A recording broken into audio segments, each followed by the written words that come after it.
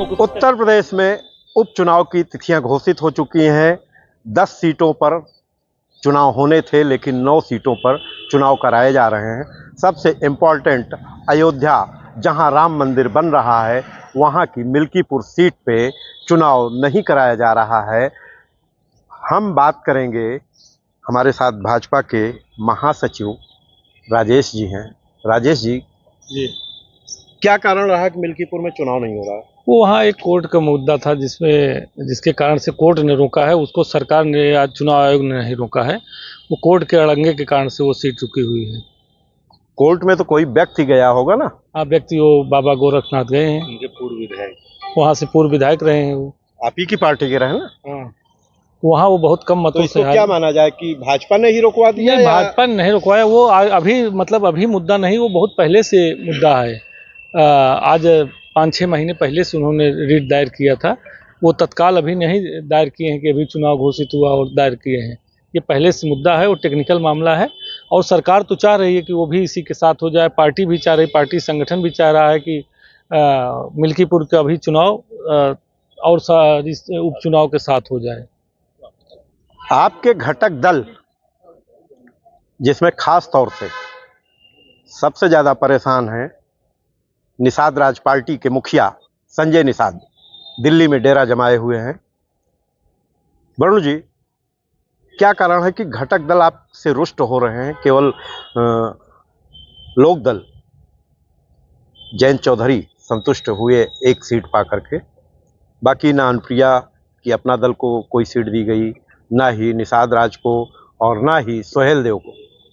अभी तक किसी घटक दल के असंतुष्टि वाला बयान किसी घटक दल के मुखिया ने नहीं दिया है, ना किसी पार्टी के फोरम पे। संजय निषाद लगातार 2 सीटों की मांग कर रहे हैं।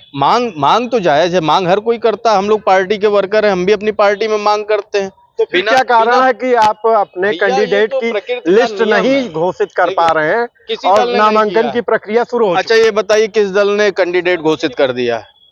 किस दल ने कर दिया?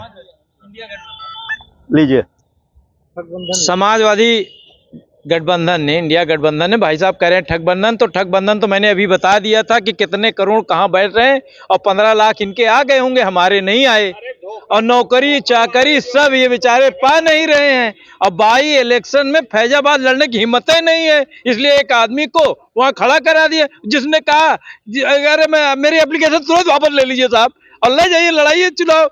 तो ये ठगबंधन जिसको कह रहे हैं, ये इतने बड़े ठगी इस देश में बैठ गए हैं। पूरा देश ठग करके बैठे हुए हैं और उसी पे कंठी माला बैठ करके और 90% बैटरी चार्ज वाली से काउंटिंग करा लेते हैं। तो ऐसे ठगबंधन से तो बेहतर है हमारा गठबंधन। हमेशा पीडीए की बात करता है। आज इन लोगों की आंख खुली है और इनके बड़े बड़े लीडर्स के माम आ रहे हैं कि नहीं साहब, अब हम जो है समण लड़ाएंगे ही नहीं। अब ये समण मुक्त करने वाली पार्टी भी बनने वाली है। इसी में इनका आया है मामला। हमारी पार्टी कहती है नहीं भैया, सब लोग लड़िए, जो जहां जिस लायक होगा उसको लड़ाया जाएगा। जो जीतने के लायक होगा, वो चाहे छत्री हो, चाहे ब्राह्मण हो, चाहे दलित हो, चाहे कुर्मी हो, चाहे कहार हो, चाहे जो भी हो, वो हमारे देश का नागरिक है। आपकी बात का जवाब देना चाहते हैं भाजपा नेता वरुण सिंह, और उसके बाद हरिश्याम मौर्य अधिवक्ता हैं, वो वरुण जी की बातों का जवाब देंगे। देखिए, बार बार एक बात आ रही है कि 99% बैटरी। हरियाणा के साथ एक स्टेट का और चुनाव हुआ था, जम्मू कश्मीर का भी हुआ था। वहां चूंकि भाजपा सरकार नहीं बना रही है, इसलिए वहां की बैटरी ये नहीं चेक करेंगे। वहां तो घाटी में आप लड़े ही नहीं ना। सुनिए, वहां की बैटरी ये नहीं चेक करेंगे। जहां इनके फेवर में चीजें रहेंगी। जम्मू कश्मीर में कितनी सीट पे लड़ी थी भाजपा? जितने भी सीट पे लड़ी थी, जहां भी लड़ी थी, जहां भी जीती, वहां पर बैटरी का कोई इशू नहीं है। वहां के लिए बैटरी के लिए कहीं नहीं गए, क्योंकि वहां लड़े ही नहीं, क्योंकि वहां ये सरकार बना रहे हैं। जहां पर इनकी सरकार नहीं बनती, वहां ईवीएम की बैटरी फुल रहती है, और जहां इनकी सरकार बनती है वहां बैटरी कोई मुद्दा ही नहीं। अभी लोग ठीक है, हम बात करेंगे। हरिश्याम मौर्य अधिवक्ता हैं। हरिश्याम जी, क्या कहना चाहेंगे भाजपा के दावों पे? भाई, अभी हमारे बड़े भाई वरुण जी ने कहा है कि जम्मू कश्मीर पर 90% की बात नहीं हुई, तो अगर मैं मानता हूं कि आप वहां विरोध में थे, तो आपकी ड्यूटी नहीं बनती थी कि आप वहां 90% वाली बैटरियों की जांच करते। लिहाजा इससे ये लगता है कि आपने गलत किया है, इसलिए आप वहाँ जांच करने की स्थिति में नहीं रहे। दूसरी रही बात, मिल्कीपुर चुनाव से बात शुरू हुई है। मिल्कीपुर चुनाव के बारे में हमारे माननीय भारतीय जनता पार्टी के साथियों ने कहा कि वहाँ एक रिट है जिसकी वजह से ये चुनाव नहीं हो रहा है। सबसे पहले तो मैं समझता हूँ कि अपनी जानकारी मेंटेन कर लेना चाहिए भारतीय जनता पार्टी के साथियों को। ये रिट 2022 की है, बाबा गोरखनाथ ने किया था और उनके अधिवक्ता ने इस रिट को वापस भी ले लिया है। उनका स्टेटमेंट है, इस रिट को उन्होंने वापस भी ले लिया है। चूँकि सरकार इतनी डरी हुई है, वो अकेले एक सीट पर चुनाव करा के वही करना चाहती है जो उसने हरियाणा में किया है, इसलिए ये मिल्कीपुर में चुनाव नहीं करा रहे हैं और सीटों पर इनका कोई फोकस है नहीं। अभी तक स्थिति ये है कि इनको कोई कैंडिडेट नहीं मिला है, कहीं इन्होंने डिक्लेयर नहीं किया कि हम यहाँ फला को लड़ा रहे हैं। आज स्थिति ये है, उत्तर प्रदेश में इनके पास कोई मुद्दा नहीं है। मुद्दे की तलाश में इन्होंने बहराइच हिंसा करा दिया। बहराइच हिंसा के बारे में कल एक वीडियो जारी हुआ है, जो दैनिक भास्कर के खोजी पत्रकार ने वो वीडियो जारी किया है, जिसमें वहाँ सीधे कहा जा रहा है कि पुलिस 2 घंटे का समय दी थी और थोड़ा समय मिला होता पूरा महाराजगंज आपके हवाले कर दिया जाता, समाप्त कर दिया जाता। तो ये है भारतीय जनता पार्टी। भारतीय जनता पार्टी के लोग फिर भी इस तरह के दावे कर रहे हैं कि लगता है जैसे वो दूध के धुले हुए हैं और वो बहुत ही पारदर्शी कार्य कर रहे हैं, जबकि उनके क्रियाकलाप उनकी अंतरात्मा में ही छिपे हुए हैं। उनका मुख में राम बगल में छुरी, कब पाएं कब काटे मूड़ी वाली स्थिति आज चल रही है उत्तर प्रदेश में। एक भी सीट ये जीतने की कगार पर नहीं है। कहा जाता है राजनीति और जंग में सब कुछ जायज़ है और उसका पालन भी हो रहा है। बात करने के लिए हमारे साथ कांग्रेस महासचिव प्रशांत देव शुक्ला जी हैं। शुक्ला जी, आपके इंडिया गठबंधन की क्या स्थिति बन रही है? अभी तक स्पष्ट नहीं हो सका है उत्तर प्रदेश में, कभी 2 कभी 3, कभी कांग्रेस कहती है हम लड़ेंगे नहीं, क्यों लड़ाएंगे? नहीं, वो कोई बड़ा मुद्दा नहीं है। हम लोगों को, चूँकि हम लोग अभी लोकसभा गठबंधन में, इंडिया गठबंधन के रूप में सब लोग एक साथ मिलकर लड़े और ये लड़ाई जब तक भाजपा को सत्ता से उखाड़ नहीं फेंकेंगे इस देश को बचाने के लिए, तब तक ये गठबंधन चलता रहेगा। और रही बात कि कांग्रेस भी अपने आप में बड़ी पार्टी है, समाजवादी भी उत्तर प्रदेश बड़ी पार्टी है, तो सीट बंटवारे को लेकर कोई बातचीत हो सकती है। इसको आप झगड़ा या लड़ाई का नाम नहीं दे सकते हैं। मीडिया रिपोर्ट में आया है कि 2 सीट तो पहले दे रही थी, कांग्रेस लड़ने को तैयार नहीं थी। अब फूलपुर पे जो ये दावा कांग्रेस कर रही थी और मझुआ के लिए, तो उसमें फूलपुर के बारे में मीडिया रिपोर्ट है कि कांग्रेस को ऑफर दिया गया है। तो क्या ये सौदा हो रहा है महाराष्ट्र के चुनाव को लेकर? नहीं, ये महाराष्ट्र का चुनाव जो है वहाँ की सरकार बनाने की चुनाव है।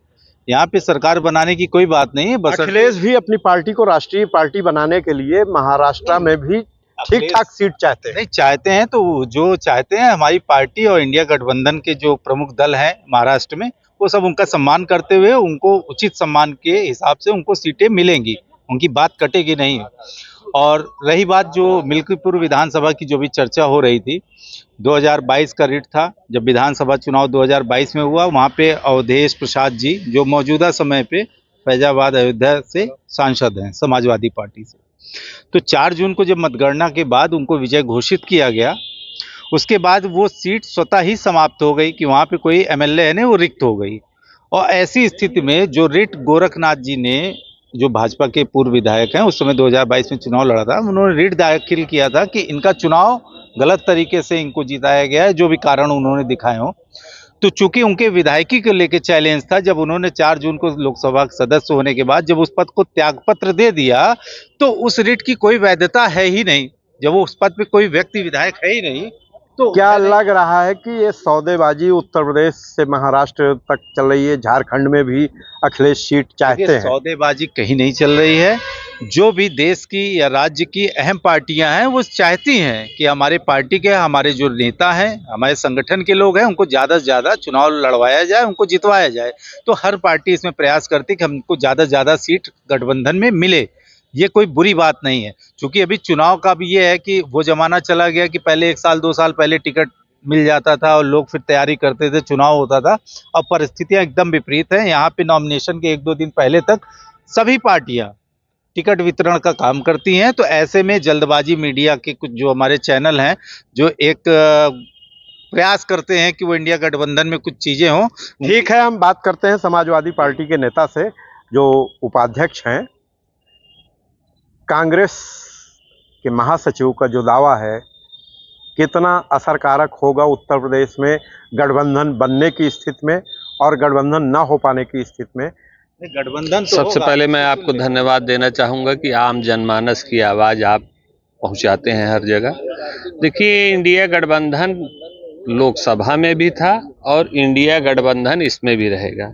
अभी सीट बंटवारे की बात आप कर रहे हैं, जब तक भाजपा अपनी सीट क्लियर नहीं कर रही है, इंडिया गठबंधन के चक्कर में बार बार पड़ रहे हैं कि ये 2 सीट दे रहे हैं, 3 सीट दे रहे हैं, ये अंदर की बात है कि कितना दिया जाएगा, कितना किस पे कांग्रेस लड़ेगी, किस पे समाजवादी लड़ेगी।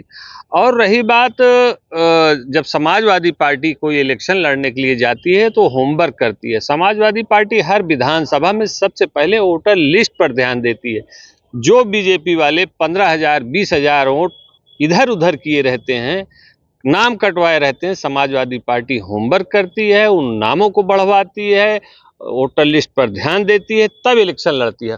और रही बात मिल्कीपुर सीट की बात कर रहे हैं, हमें ये लगता है कि जिस तरीके से एक माफिया को बनारस में स्थापित किया गया है, बड़े इंटरनेशनल माफिया को मिल्कीपुर सीट से जो है स्थापित करने का प्रोग्राम चल रहा है। और दूसरी बात, जिस तरीके से पीडीए के लोग बीजेपी में बेइज्जत हो रहे हैं, मारे जा रहे हैं, चाहे वो विधायक हो, अगर विधायक है पीडीए का पिछड़ी जात का तो उसको जो है वकील साहब मार रहे हैं, अगर पीडीए का दरोगा है तो उसको नेताजी कोतवाली में मार रहे हैं। तो पीडीए जान गई है, समझ गई है, ये समाजवादी और इंडिया गठबंधन में रहेगी। और आपकी बातों का जवाब हम लेंगे वरिष्ठ अधिवक्ता आर्यन यादव जी से।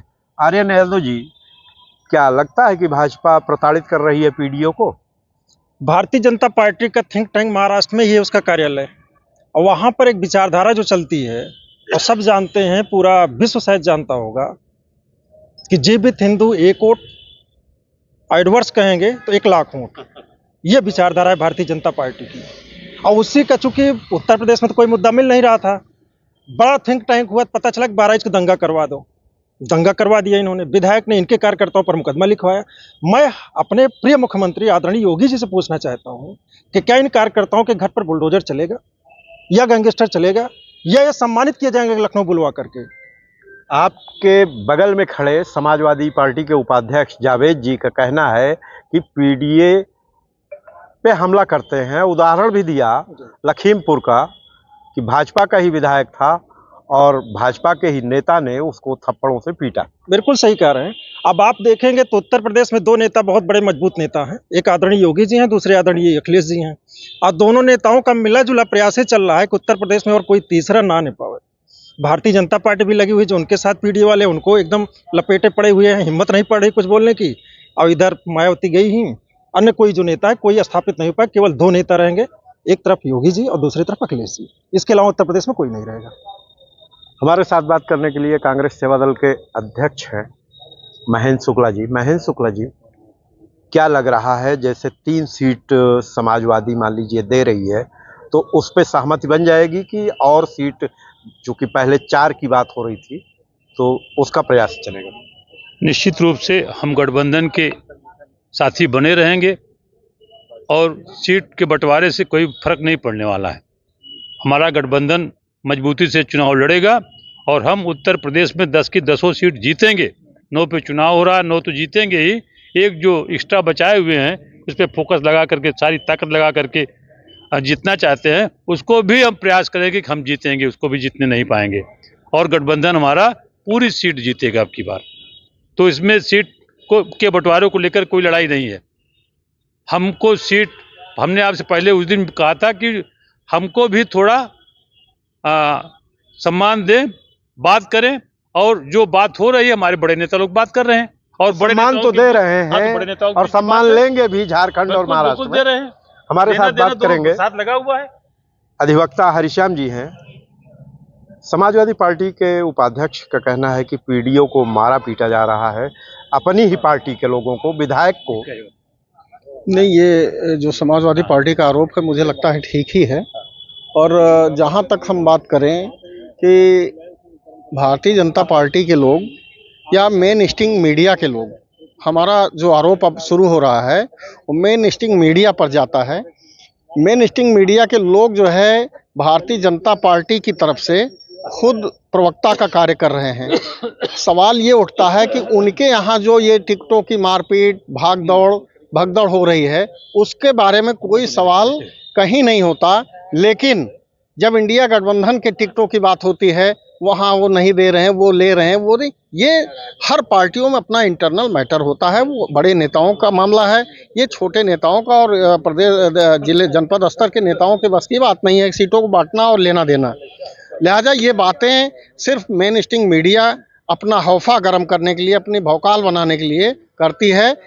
वो इसलिए इस बात को शुरू कर दिए हैं कि कोई ऐसा ना हो कि पूछ ले कि आप बहराइच दंगे में जो कह रहे थे कि फला का घर गिरेगा, बाबा का बुलडोजर चलेगा, वो बाबा का बुलडोजर नहीं चल पा रहा है। कोई ये पूछ ना ले कि बाबा का बुलडोजर चलेगा कि नहीं चलेगा। इस बात को लेकर मेन स्ट्रीम मीडिया के लोगों ने ये सीटों के बंटवारे को लेकर बात करना शुरू कर दिया है। और रही बात उत्तर प्रदेश में, अगर चुनाव होता है, निष्पक्ष ढंग से होता है, तो भारतीय जनता पार्टी अब की बार नस्त नाबूद हो जाएगी, कि चूंकि मुद्दा बेरोजगारी है। बेरोजगारी है। अभी आपने देखा है ये जो उत्तर प्रदेश में ये हरियाणा मॉडल लागू करना चाहते हैं प्राथमिक विद्यालयों को बंद करने का, ये भी मुद्दा बहुत तेजी से गर्म हो गया है और इससे इन्हें हर हाल में हाथ धोना पड़ेगा उत्तर प्रदेश से। तो ये थी प्रतापगढ़ के लोगों की प्रतिक्रियाएं। आपने देखा किस तरह से लोग एक दूसरे पर आरोप लगा रहे हैं। हालांकि स्थितियां क्या बनती हैं आने वाला समय बताएगा। खबर अगर पसंद आई हो तो चैनल को सब्सक्राइब करके खबर को लाइक करें। प्रतापगढ़ से मनोज त्रिपाठी। यूपी की हर खबर देखने और उनसे अपडेट रहने के लिए हमारे चैनल श्रेष्ठ यूपी को सब्सक्राइब और लाइक करें। साथ ही बेल आइकन को दबाना ना भूलें, जिससे हमारे हर वीडियो की जानकारी आप तक पहुंचती रहे।